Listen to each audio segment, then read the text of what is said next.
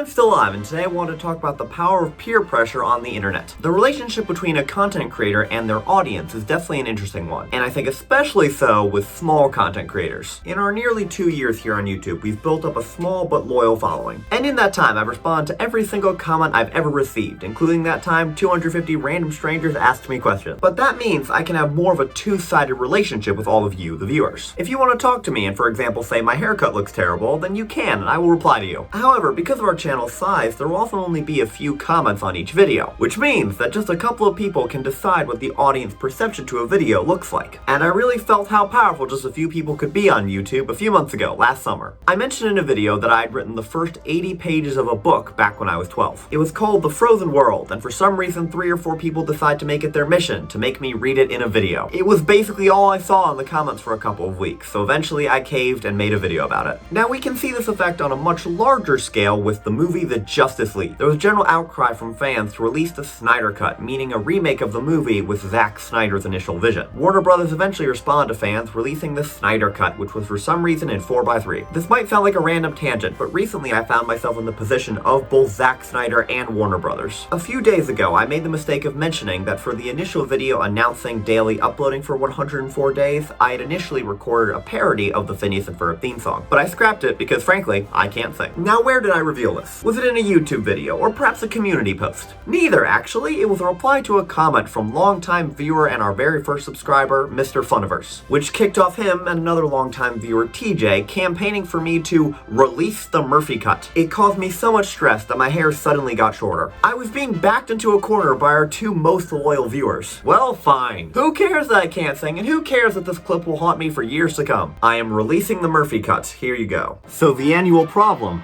for this skinny YouTuber is finding a good way to spend it?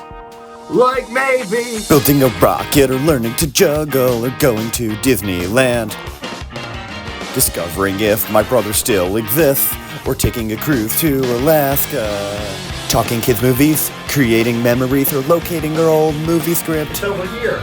Watching Phineas and Ferb for the new episodes before starting college. I'm going to regret having done that. At the current rate, I shouldn't have to worry about being pressured into something for about another year. And that time, giving that it was 4 initially, then 2, it'll just be 1 person. But thanks for watching, and Nate, I'll see you tomorrow.